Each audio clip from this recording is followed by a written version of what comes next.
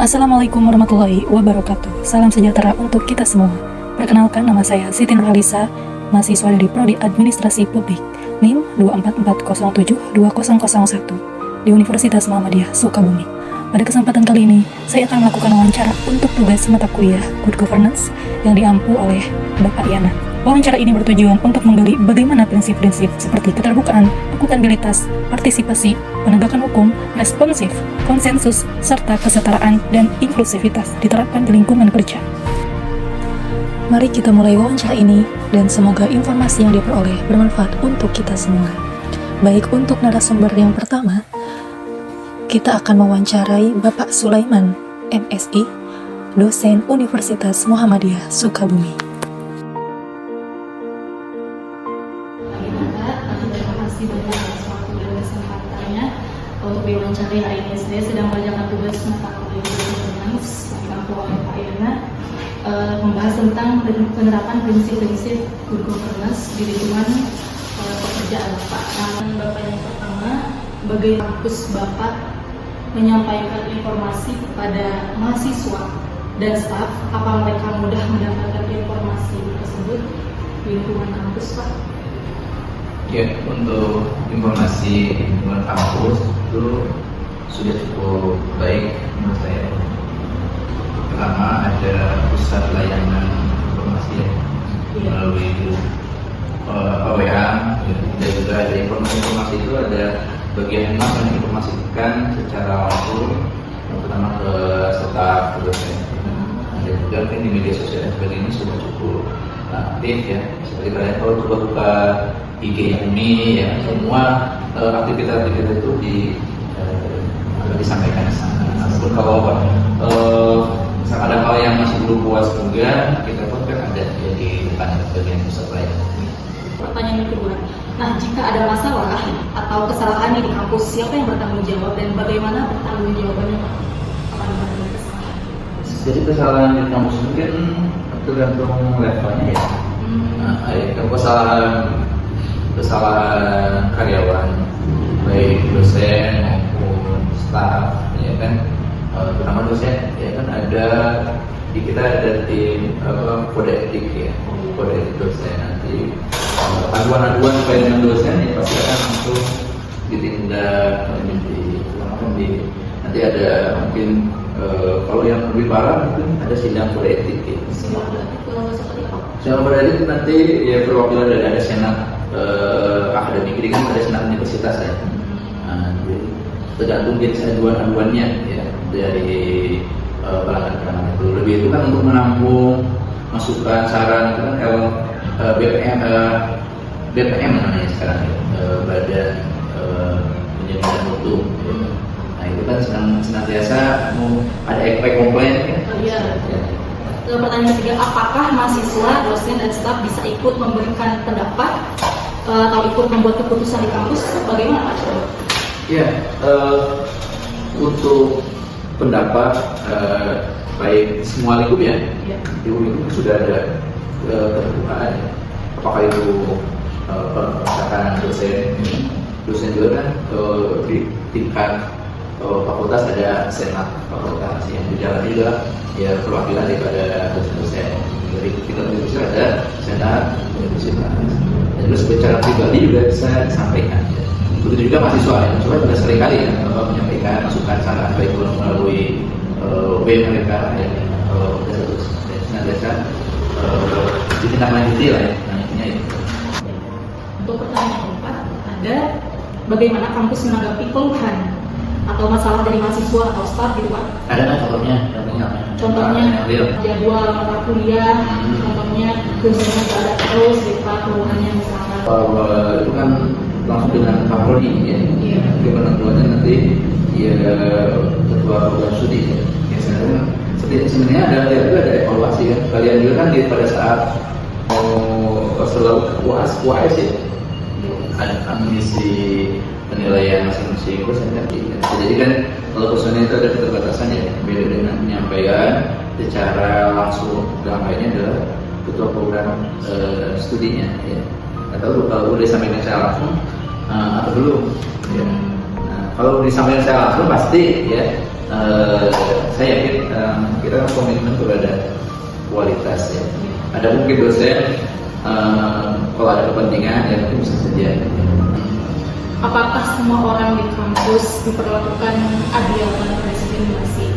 Apakah ada usaha untuk melibatkan semua kelompok termasuk yang biasanya kurang didengar? Jadi ya, baik tidak ada perbedaan antara mahasiswa, dosen, serta kemudian juga di kebersihan, juga satpam. Ya. Caranya semuanya berseritas akademiknya. Memang perlunya semuanya itu baru untuk membesarkan ini. Memang ada harus imbangi ya antara kesetaraan tadi itu juga transparansi dan juga tadi keterbukaan pendapat ya. Juga dengan proses membangun ya, membangun dunia itu. Jadi kadang ada juga yang justru bukan prosesnya untuk membangun. Ya. Kritik itu bukan tujuan membangun. Ya. Dan juga tujuannya adalah untuk menjatuhkan, itu kan kurang pas ya. Harusnya itu kritik itu niatnya itu di awalnya niat yang baik. Ya. Nah, niat yang baik untuk kemajuan universitasnya. Ini semuanya itu akan tetap seperti apa? Ada diskriminasi tersebut? Semuanya sama? Ya, mudah-mudahan seterusnya ya tidak ada diskriminasi karena memang ya suatu lembaga modern itu pastinya seperti itu ya. Jadi semuanya memiliki peran masing-masing sebagai mahasiswa ya. Tentu dia ada keterbukaan untuk menyampaikan pendapat, tapi sisi lain juga harus giat dalam belajar ya, menjadi ke depannya bisa mendapatkan pekerjaan yang baik. Terima kasih banyak Pak Soalnya waktunya. Terima kasih atas waktunya. Hari ini saya akan mewawancarai Ibu tentang tugas saya mengenai good governance yang diupload. Nah, saya berharap dari wawancara ini dapat mendapatkan gambaran tentang prinsip-prinsip governance di dunia kerja, apalagi di pabrik yang Ibu jalani saat ini. Oke, baik. Apakah Ibu siap untuk mewawancarai hari ini? Ya, siap. Oke. Untuk pertanyaan pertama, bagaimana perusahaan menyampaikan informasi penting kepada karyawan, khususnya di bagian QC? Apakah informasi tersebut mudah diakses oleh semua karyawan? Dan saya mengambil contoh kasus di PT Kenly Indonesia. Nah, informasi terkait standar kualitas produk QC, prosedur yang disampaikan melalui briefing harian dan papan pengumuman di area kerja. Namun terkadang ada kendala komunikasi sehingga beberapa karyawan baru merasa kurang mendapatkan informasi secara lengkap. Menurut pendapat Ibu bagaimana? Baik. Selama saya bekerja di perusahaan PT Kenly selama ini, jika menemukan masalah penting, kita adakan meeting ya, di ruang meeting untuk tim QC supaya kita lebih gampang untuk mengasih informasi tersebut ke tim kita. Jadi saya adakan setiap hari rutin meeting, apalagi di saat ada komplain seperti informasi penting atau ada tugas baru atau apa, kita bahas di ruang meeting dan kita adakan meeting. Oke, baik. Untuk pertanyaan yang kedua, jika terjadi masalah atau kesalahan dalam quality control, siapa yang bertanggung jawab dan bagaimana pertanggungjawaban yang dijalankan? Dan saya mengambil contoh kasusnya dari sebagai supervisor Ibu sendiri di bagian QC. Ibu ada tanggung jawab langsung atas hasil pemeriksaan produk. Jika ada produk yang tidak memenuhi standar, Ibu harus melaporkan ke manajemen dan mengkoordinasikan tindakan perbaikan serta memastikan timnya memahami penyebab masalah agar tidak terulang. Bagaimana pendapat Ibu mengenai hal ini? Baik. Kita akan adakan meeting dulu dan kita kasih arahan supaya masalah tersebut ke depannya tidak terulang lagi. Dan saya pastikan baju yang ekspor yang kita proses sebelum berangkat ekspor, kita cek ulang supaya baju yang berangkat tidak ada kesalahan terulang lagi seperti yang pernah kita terima dari buyer. Jadi kita lakukan hal seperti itu. Baik. Untuk pertanyaan yang ketiga, apakah karyawan di bagian QC atau bagian lain bisa memberikan pendapat atau ikut berkontribusi dalam pengambilan keputusan terkait proses kerja? Nah, bagaimana caranya? Dan saya mengambil contoh kasus di PT Kenly Indonesia ada sistem kontak, saran, dan rapat rutin tim QC untuk membahas perbaikan proses kerja. Namun, partisipasi aktif karyawan masih perlu ditingkatkan agar ide-ide dari semua level bisa didengar dan dipertimbangkan. Menurut pendapat Ibu bagaimana? Baik. Kalau untuk masalah informasi tentang menyangkut kualitas ya, masalah kualitas, untuk meningkatkan kualitas, boleh kita melibatkan semua pihak, apalagi di bagian produksi, bukan dari tim QC saja, untuk menjaga kualitas, karena kualitas itu tanggung jawab semua ya. Jadi per orang itu harus tahu kualitas. Nah, di samping itu tim kita lebih ketat lagi dan memastikan kualitas yang mereka kasih sesuai standar apa tidak. Makanya kami lakukan penyaringan, beberapa saringan, 4 kali saringan sampai keberangkatan ekspor, supaya kualitas yang kita inginkan atau yang dikasih sama perusahaan sesuai dengan standar. Oke, baik. Untuk pertanyaan selanjutnya, bagaimana perusahaan menanggapi keluhan atau masalah dari karyawan, terutama yang berkaitan dengan proses kerja di QC? Apakah biasanya cepat diselesaikan? Dan saya mengambil contoh kasus keluhan terkait peralatan atau prosedur QC biasanya disampaikan langsung ke supervisor. PT Ken di Indonesia berusaha menanggapi dengan cepat, tetapi terkadang keterbatasan alat sumber daya menjadi kendala dalam penyelesaian masalah secara otonom. Menurut pendapat Ibu, bagaimana mengenai hal ini? Baik, kalau menurut saya itu informasinya jangan sampai telat atau miskomunikasi. Jadi menghindari hal tersebut kita harus lapor lebih awal supaya kita bisa membaca dan membahas kapan dan bagaimana jika terlambat kebutuhan kita datang atau kekurangan dari bagian kita untuk proses bajunya sulit, kita bisa menangani. Jadi informasinya harus lebih awal dan kita butuhkan data apa-apa aja yang kurang jauh sebelum stoknya habis atau kita yang dibutuhkan itu apa, harus segera lapor dan harus informasinya harus benar-benar lancar, jangan sampai telat, otomatis kerjaan kita terhambat. Kalau kita lancar, setiap kali ada permasalahan atau istilahnya tidak miskomunikasi, insya Allah untuk kedepannya kerjaan kita tidak akan kena kendala. Oke, jadi intinya komunikasi itu sangat penting. Ya. Baik. Pertanyaan yang terakhir, apakah semua karyawan di PT Ken di Indonesia diperlakukan adil tanpa diskriminasi membeda-bedakan? Apakah ada usaha untuk melibatkan semua kelompok karyawan termasuk yang biasanya kurang didengar atau terbilang tidak terlihat didengar? Contoh kasus yang saya ambil, perusahaan menerapkan kebijakan tidak diskriminasi dan memberikan kesempatan pelatihan yang sama untuk semua karyawan, termasuk di bagian QC. Namun, ada tantangan yang dihadapi adalah memastikan semua suara karyawan, terutama yang levelnya lebih rendah, benar-benar didengar dan diperhatikan oleh manajemen. Menurut pendapat Ibu bagaimana? Yang dimaksud dengan level paling rendah itu apa? Seperti apa? Untuk seperti karyawan-karyawan yang biasa-biasa saja, yang tidak memiliki tanggung jawab yang besar seperti Ibu, misalnya seperti itu. Baik.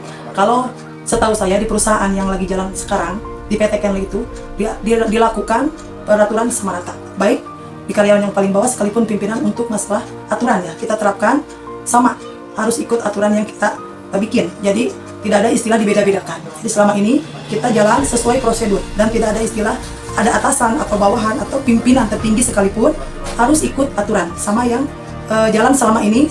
Setahu saya tidak pernah ada yang dibeda-bedakan. Oke, baik. Bagaimana terkait isu-isu yang terdengar yang karyawannya merasa ada yang senioritas atau merasa terdiskriminasi, merasa dibedakan, itu bagaimana pendapat Ibu untuk menyelesaikan masalah tersebut? Baik, itu memang suka terjadi, suka ada, bahkan sering terjadi kesalahpahaman antara karyawan sama pimpinan atau karyawan sama karyawan dan sampai ada yang dibawa keluar pekerjaan. Tapi kita udah kasih pengarahan waktu terima karyawan tersebut, jika kita menemukan permasalahan tentang masalah pekerjaan, tidak boleh ngadu ke orang luar. Kita selesaikan dengan perusahaan secara baik-baik. Seperti itu yang jalan selama ini. Jadi secara keterbukaan itu sangat penting dan tidak membawa orang lain atau orang luar. Iya, betul. Terima kasih kepada Ibu, waktu dan jawabannya sangat berharga dalam wawancara ini. Untuk info yang diberikan juga memberikan penerapan mengenai prinsip-prinsip good governance di lingkungan nyata, di dunia kerja, termasuknya swasta di Papua. Wawancara ini semoga dapat memberikan gambaran yang jelas dan bermanfaat bagi kita semua dalam mendukung terciptanya tata kelola yang baik dan keadilan. Terima kasih telah menyaksikan, sampai jumpa di kesempatan berikutnya. Wassalamualaikum warahmatullahi wabarakatuh. Baik, bismillahirrahmanirrahim. Assalamualaikum warahmatullahi wabarakatuh. Waalaikumsalam warahmatullahi wabarakatuh. Terima kasih Bapak atas waktunya. Saya di sini bertugas untuk mewawancari Bapak, yaitu sedang mengerjakan tugas ujian tengah semester 2, yaitu mata kuliah Good Governance. Nah, dalam tugas ini saya diminta untuk mewawancarai berbagai sektor termasuk dari pemerintahan untuk mengetahui pandangan mereka tentang tata kelola pemerintahan yang baik, khususnya terkait pelayanan publik. Karena Bapak Ketua RT di Perumahan Metro Hill, saya ingin belajar dari pengalaman dan pandangan Bapak terkait hal tersebut. Baik, apakah Bapak siap untuk pertanyaan ini, Bapak? Oke. Untuk pertanyaan pertama, menurut Bapak, apa arti tata kelola pemerintahan yang baik? Misalnya, apakah melibatkan warga dalam musyawarah termasuk bagian dari tata kelola yang baik? Arti tata kelola yang baik itu ya kita sebagai kepala RT, kita selaras dengan masyarakatnya juga, warganya. Misalkan kita ada instruksi misalkan dari kepala desa ke PRK, saya juga sampai lagi ke warga. Nah, saya mengimbau juga kepada warga untuk ikut untuk mendukung program yang sudah dicanangkan oleh kepala desa. Mungkin dari kepala desa juga, mungkin dari kecamatan, bertahap sampai ke atas kan. Jadi tata kelola itu supaya berjalan lancar itu harus saling mendukung gitu, antara pejabatnya dengan warganya. Gitu. Oke. Untuk pertanyaan kedua, selama ini bagaimana pelayanan RT terhadap warga di Peru Metro Hill? Apakah saat warga membutuhkan suatu pengantar seperti pindah rumah atau bantuan sosial, apakah proses standar yang cepat? Alhamdulillah selama ini untuk pelayanan, alhamdulillah dikerjakan dengan baik, seperti yang meminta surat administrasi keperluan atau keperluan administrasi ya, bisa diusahakan dengan baik. Ada keluhan-keluhan juga kita selesaikan dengan baik dengan secara bermusyawarah. Ini. Oke. Untuk pertanyaan ketiga, apakah pernah terjadi masalah atau keluhan dari warga terkait pelayanan RT? Misalnya kayak pernah ada keterlambatan atau misalkan gangguan tetangga satu sama lain atau juga merasa kurang dilibatkan dalam pengambilan keputusan. Oh, kalau masalah itu banyak. Oh. Kalau namanya juga kan perumahan ya. Jadi namanya perumahan itu kan identik dengan para pendatang semua, bukan warga asli dari daerah tersebut gitu kan. Jadi masing-masing itu membawa sifat masing-masing. Kadang-kadang ya itulah ketua RT itu dengan untuk mendamaikan antar warga dengan warga. Iya. Karena istilahnya namanya perumahan itu kan rumah itu saling berdempet. Ya kadang-kadang terganggu istilah kecilnya musik yang terlalu besar atau masakan yang terlalu mendengar. Nah, itu kadang-kadang itu menjadi polemik bagi warga. Terus kalau ada yang bakar sampah, asapnya kemana-mana, nah itu juga sering timbul masalah jadi polemik di warga. Gitu. Nah, kita harus bisa pandai-pandai lah untuk bisa memberikan pengertian buat mereka. Gimana sih suasana antara rumah di kampung dengan perumahan itu kita harus bedakan gitu. Nah, mungkin itu penyelesaiannya, kita harus menjadi penengah lah. Jangan sampai berkelanjutan gitu. Mungkin di sisi lain ada yang ngerti, yang belum ngerti ya gimana lagi gitu kan. Namanya juga perumahan. Ya, paling kadang-kadang saya juga kalau udah nggak mau diselesaikan ya udah, kalau itu mah dengan cari perumahan tempat lain. Kalau misalkan nggak nyaman ya paling gitu solusinya ya kesininya ya nanti juga dia bisa diselesaikan lah gitu. Mungkin itu.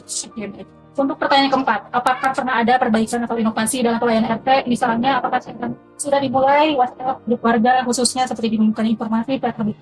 Alhamdulillah untuk kita setelah petisinya perumahan ini, kita sudah berinisiatif untuk membuat grup WhatsApp itu terkhusus ya, intern warga perumahan aja. Jadi segala sesuatu ada permasalahan gitu kita kembalikan lagi kepada warga. Ada info dari manapun kita seperti dari halnya dari instruksi misalkan dari kepala desa atau pemilihan desa ada instruksi kita share lagi ke warga. Terus kita juga punya ide atau akan ada perayaan Hari Besar Islam, hari besar nasional. Kita juga nanti diinstruksikan lagi di grup. Ya mungkin itu alhamdulillah sudah terbentuk ya kalau untuk masalah grup WhatsApp perumahan dari awal. Oh, dari awal. Iya. Oke, baik, Bapak. Untuk pertanyaan yang terakhir, apa harapan Bapak untuk warga Perum Metro Hill agar pelayanan RT bisa semakin ke depan lebih baik? Misalnya, apakah warga diharapkan untuk lebih aktif dalam kerja bakti, musyawarah, dan lebih cepat memberikan laporan jika ada masalah? Harapan saya untuk warga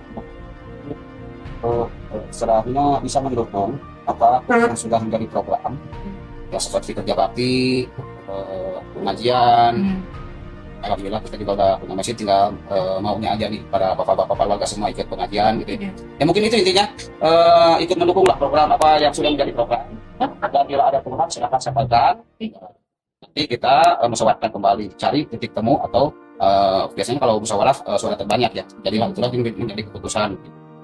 Oke, baik Bapak, terima kasih banyak atas waktunya dan juga jawaban-jawabannya sangat bermanfaat. Semoga informasi yang saya dapatkan bisa menjadi bahan pembelajaran yang baik untuk tugas saya. Semoga Bapak selalu diberikan kesehatan, kelancaran dalam memimpin lingkungan di Perum Metro ini. Terima kasih Bapak. Wassalamualaikum warahmatullahi wabarakatuh. Waalaikumsalam.